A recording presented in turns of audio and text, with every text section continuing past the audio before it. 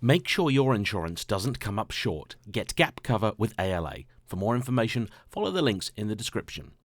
Hello everybody. There is a persistent rumour that all of us YouTubers are permanently petrified of saying anything negative about any manufacturer's products for fear of losing our meal ticket to the international gravy train of press launches, free dinners and cars. And so, that logic would dictate that when it came to choosing people to attend the launch of the new MCPURA, the laziest facelift I have ever seen of a car I didn't like, I would not be Maserati's first choice. And you'd be right. I wasn't. It turns out I was in fact their second choice, and thanks to somebody else being unavailable, here I am. And so, before they realise they've booked the wrong James Martin, let's tell you all about the apparently new Maserati MCPURA.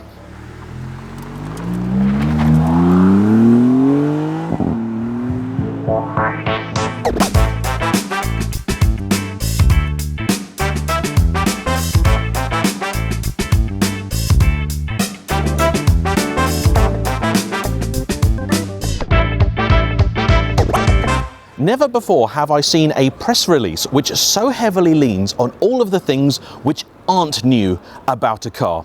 And so I'm going to do exactly the same. If you are familiar with the MC20, launched now 5 years ago, this is going to look not just a bit like it, but almost exactly like it. And Maserati are at pains to say they have not changed a thing about the carbon fibre tub that underpins the car. Much of the structure, the suspension, all of the key hard points. Even the Nettuno 3-litre twin-turbo V6 engine is unchanged. Not one single horsepower or pound-foot over the existing 630 and 538 respectively. Alright then, what is different about it? This lower section of the front splitter has been redesigned, inspired by the GT2 Stradale, and it's now just a little bit more aggressive. Also inspired by the GT2, you now have a more aggressive rear diffuser, here in optional carbon. Likewise, the also optional racing wing, which again is lifted from their hardcore GT3 rival. Of course, you've still got butterfly doors, but inside you'll now find Alcantara as opposed to leather as the default material, though you'll still get a little bit of that. This one is also a full Fuoriseria car, which is their equivalent to Ferrari's tailor-made, Aston Martin's Q and McLaren's MSO, though for the most part, nowhere near as extreme. Now, some of those touches include these ice blue accents on the seats, which match very nicely this stunning and new for the MCPURA paint job, AI Aqua Rainbow, available as either glossy, as we have it here, or in satin, as on the coupe over there. And it looks spectacular. When the light hits it in the right way, you get a kind of petrol spill effect out of it, with greens, oranges, purples, all kinds of colour coming through. For the rest of the interior though, it is basically business as usual. So you've got a steering wheel lifted almost wholesale from the Alfa Giulia Quadrifoglio, which is now flat at the top as well as the bottom. The infotainment from a Fiat 500, and very little in the way of switchgear, although what you do have is, to be honest, a little bit disappointing.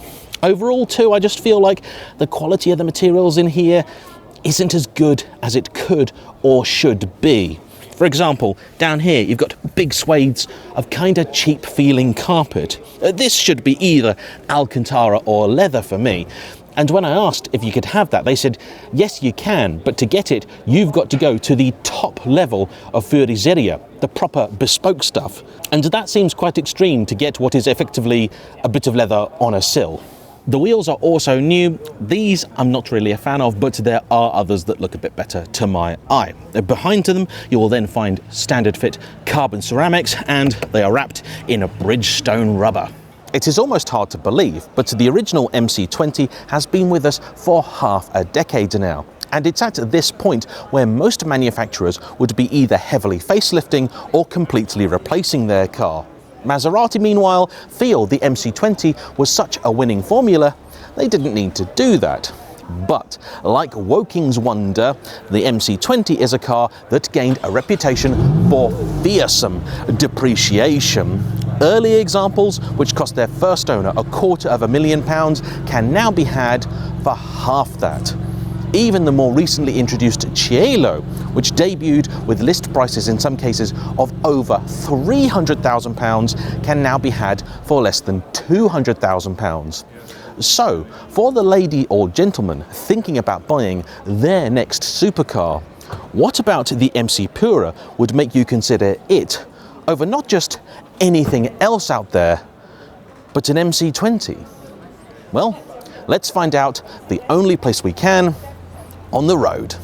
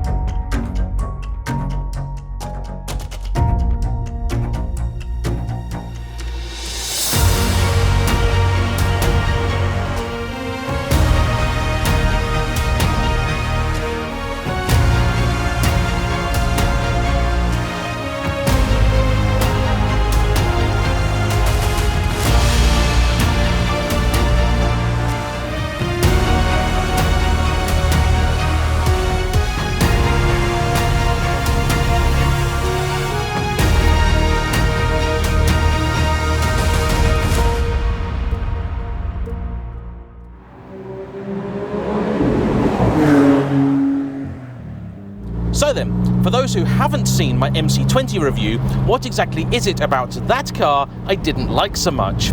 Well, first off, I thought the styling was a little bit generic. And on that front, I am happy to say that, though this is hardly a revelation, it certainly has grown on me over the years. Secondly, I felt the interior just wasn't quite good enough, and unfortunately here they don't really seem to have done anything about that. Next up, I felt the engine was a bit of a disappointment. Very, very boosty, and the kind of thing you might expect today in a high-powered saloon car, but just not befitting of a proper Italian supercar. Heck, here we are in a tunnel, and I know, it's 2025, nothing sounds great anymore. Not inspiring, is it?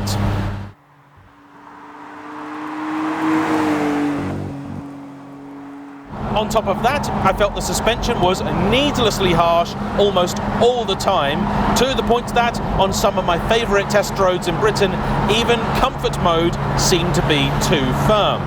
And this really shocked me, because many who'd driven the MC20 said it was one of their favourite things about the car.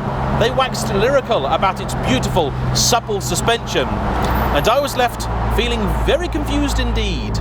And, perhaps most egregiously of all, despite the fact this car combined a carbon tub with a lack of hybrid assistance, it was a vehicle that was just as heavy as the Ferrari 296, which still uses aluminium for its core and is carrying a motor and battery pack.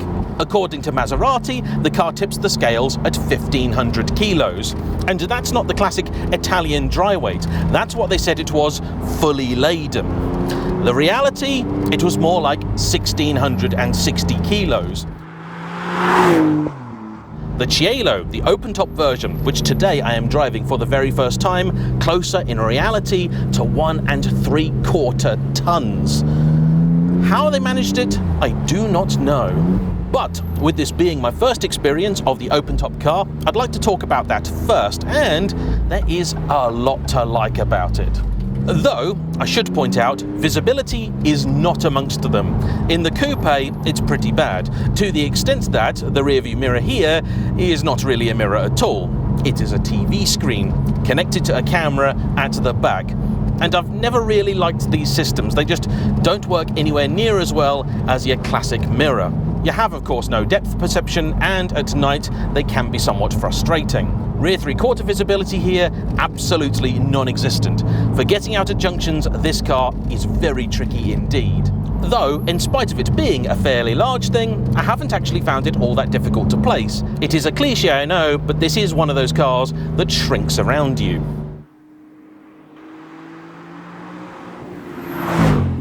The roof mechanism itself is also fairly elegant, going up or down in just 12 seconds, up to a speed of around 50 kph, that's 30 mile an hour, and it's a very pretty thing in motion. You also have the integrated electrochromatic feature, standard with the Cielo, part of the reason this is a more expensive car. All in, these come in at £30,000 over their coupe equivalent. And for the MCPURA, they are launching both coupe and Cielo simultaneously.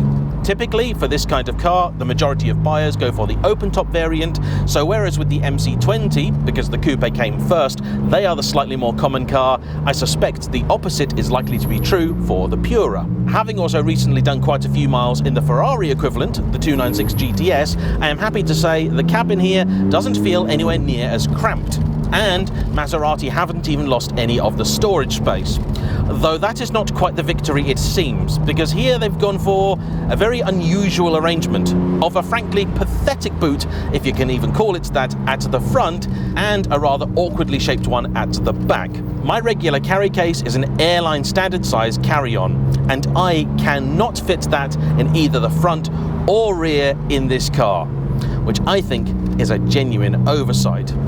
Particularly as here, with the Cielo, the car is set up a little more softly, and so I think better suited to touring. In fact, as it is here in GT mode, the car is actually starting to feel a little like the one that people described, and not the one I experienced in Britain. Though, I should point out that Maserati themselves say, in terms of suspension, dampers, springs, the whole lot, they have not changed a thing. They were pretty confident what they had already was a fairly winning formula. But I'm not convinced it was. They tell us they've shifted 3,200 of the MC20. Across 5 years, that's not exactly stellar sales. And this car has got some pretty stiff competition, particularly as today you can now pick up a lightly used Ferrari 296 for £200,000. A cruel comparison perhaps, because new, the Ferrari is a lot more expensive. Even with a trip to Maserati's newly refreshed and expanded Fuoriserie division, this is just not going to be anywhere near as expensive a car. The old MC20 Cielo demonstrator in the UK made waves, for it had a list price of £306,000. The 296 that I drove by comparison, £392,000.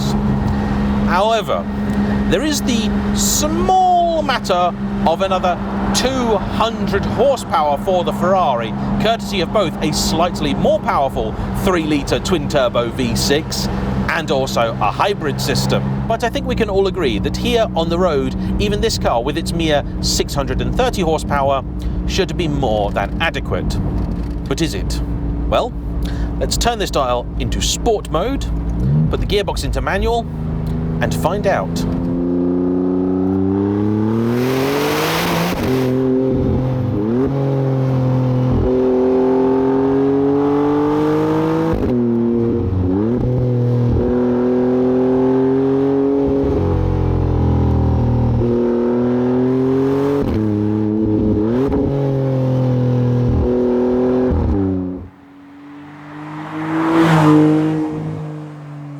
Even with the weight increase of the Cielo, which you certainly feel, this is still a mighty thing. The engine has a real appetite for revs, the red line being at 8,000 RPM. It pulls pretty well from about 3,000, and it does feel like it just wants to keep going. I have to say, I've never liked the way that this sounds. It's effectively the same engine as you get in an Alfa Giulia, only with Maserati-specific heads. Much as they might try to claim it's an all-Maserati engine, it just isn't.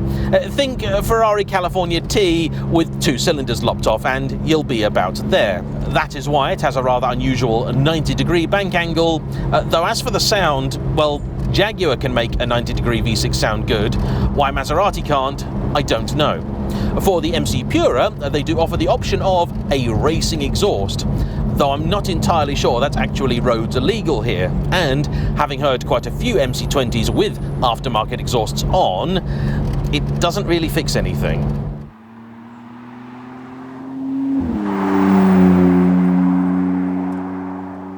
Back to good news though, and this Tremec-sourced 8-speed dual-clutch gearbox, the same one as used in the Corvette C8, is very good indeed. When you're pottering around town, it does an excellent impression of an automatic, but when you want to have a bit of fun, it'll do that quite happily too. The car also has lift, rather essential for stuff like this, although the button is frustratingly insensitive, and as for this whole wheel here, well, it's all very clearly taken from the Alfa Giulia, which is getting on a bit now, and in a car that costs as much as this does, it's kind of difficult to justify. Likewise, the also effectively unchanged infotainment down here, the same as you'd get in any number of other Stellantis products. It's all right, but it's not great. I will give some points to the optional Sonus Faber stereo, which is markedly better than Ferrari's optional JBL. Though, in all honesty, that is such a low bar, even Barbados Slim couldn't limbo under it.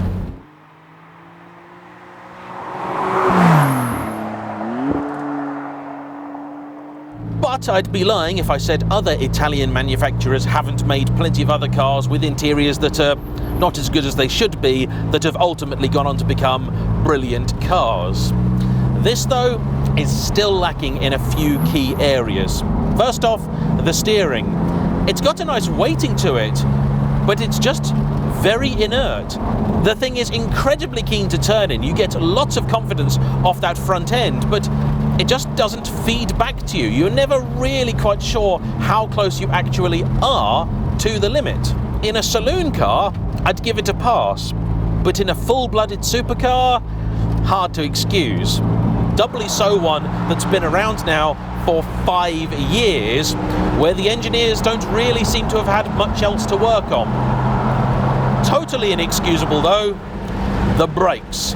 They're really poor. A very spongy feel. This was also an issue in the MC20, and it's still a problem here. Carbon ceramics are not a new thing, nor is brake-by-wire, which this has. And yet again, this is a problem that the Alfa Giulia Quad also had.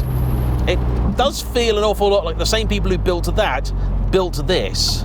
In a lot of ways, this kind of feels like a grown-up Alfa Romeo 4C. Beautiful to look at, nice carbon tub, but underwhelming interior, and an engine that's powerful, but a bit of a disappointment. In fact, the more I thought about that notion, the more it troubled me. It is something of a poorly kept industry secret that the MC20 may have started life as the Alfa Romeo 6C, but it was reassigned to Maserati, possibly as a more suitable brand for a car at that price point. The problem is that the car still feels like an Alfa Romeo. Every single problem I have with it is an Alfa one, not a Maserati one. For the MC20, I could have considered this a price to be paid for us having the car at all. In my mind, the MCPURA should then have been an opportunity to fix these issues and deliver something that felt like a true Maserati. But they didn't. This is made even more embarrassing by the fact that the cheaper Gran Turismo, Gran Cabrio, and even the Grecale feel like a more upmarket and, most importantly, bespoke product.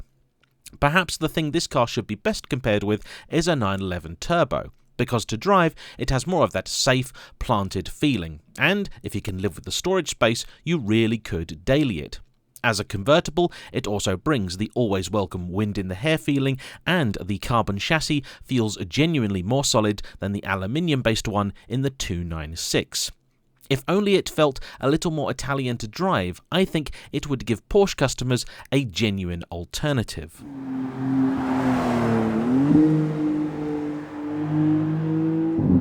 And I honestly can't help but think if only they made it sound good, that really would go a huge way to fixing many of the car's ills, because if a supercar looks good and sounds good, that's half the battle won.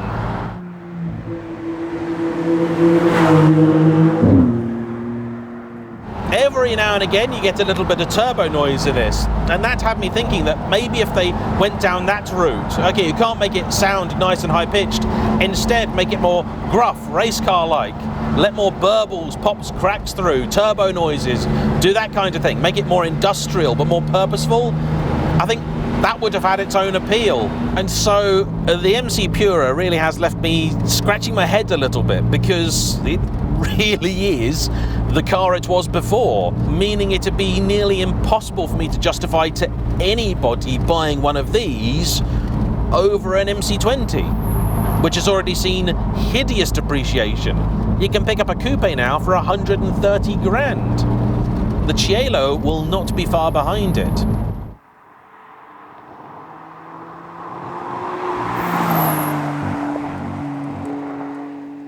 Maybe because of that and the rarity of it, in 20 years' time these will be a real collectible. But of course, for the sort of person looking to buy it, drive it and get rid in 2 years, that's not very helpful. And Maserati need those customers now. And Maserati need to hope that their customers at least survive that long, because this, exactly like in the Giulio Quadrifoglio, if you put it into the Corsa mode, which is more aggressive, gives you great gear shifts and all that stuff, the traction control is simply off.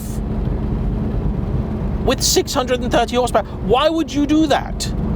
That's absolutely daft. It's dangerous in the Giulia. This has got another 100 plus horsepower and a lot of torque. 568 pounds-feet, that's 770 newton meters. And I believe them, because you put your foot down with Corsa engaged and the thing really scrabbles for grip. Ooh, the notion to me that in 2025 you can sell a car like this to people with a mode that they can fairly easily access, that has no traction whatsoever, that's bonkers. Absolutely bonkers. And you know something? I think with this car, some of the fundamentals were pretty close to good. The chassis, I'm sure, is solid enough. The engine, just make it sound good, and you'll have solved that problem too. Then all you need to do is make the interior just feel like a properly upmarket place. Do that, and Maserati really would be onto a winning formula. Instead, they've rested on some laurels that, honestly, I was never convinced the MC20 deserved. However, there is one big thing I would like to praise Maserati for, and it's very important indeed. See, this car's been around for 5 years now. Whatever you want to call it, it's a 5-year-old car. And with the car market being the way it is, Stellantis particularly also having quite a few problems, I could have forgiven Maserati for saying, look, we gave the supercar thing a try, guys, we're done, we're out. Instead, they've kept going. More than that, I did think that this, the MCPURA, the whole rebrand thing, was just an excuse to bump the price up a lot. However, they've not done that. The price remains almost unchanged from MC20 as it was. So £205,000 for the coupe, £235,000 for the Cielo. So at least it's got that going for it. And unlike Ferrari, you don't need to go quite so crazy with the options list. So you really could have one of these for, say, £270,000, as opposed to the well over 300 you'd have to spend on a 296. The problem being with the depreciation, if you're the sort of person that buys a car on finance, which, believe it or not, most people do for this kind of thing, it might not actually work out cheaper. You would also have to deal with Maserati's UK dealer network, which is frankly a joke, and the reputation for reliability, well, it's improving, but it is still something that troubles the brand, and I think is partly responsible for that hideous depreciation. Having spent now quite a bit of time with the Maserati PR team, I really like the direction the company's going. Over the last few years, it seemed somewhat confused, but now it does feel like they are actually trying to position it as the spearhead of Stellantis. I'm not quite sure I agree with the Grecale as a concept, a cheaper car than the old Levante, smaller too, but right now the Maserati lineup is 3 models. The aforementioned Grecale, the SUV, The Gran Turismo and Gran Cabrio, I consider them the same thing, recently revised of course, and with effectively this engine or an electric version. And you've got this. Speaking of which, they were thinking of doing an MC20 electric version, but they canned it.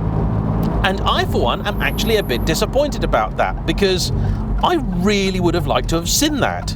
I think that would have been something genuinely exciting. I mean, think about it. There isn't a single electric supercar out there that's available for even close to sensible money. You're talking about Lotus Evija and stuff like that, multi-million-pound cars. It would have given Maserati something genuinely unique. And if the world needs anything, it's more reasons to buy a Maserati. And yes, I have asked them if the Quattroporte is coming back. And they gave me a good, solid maybe.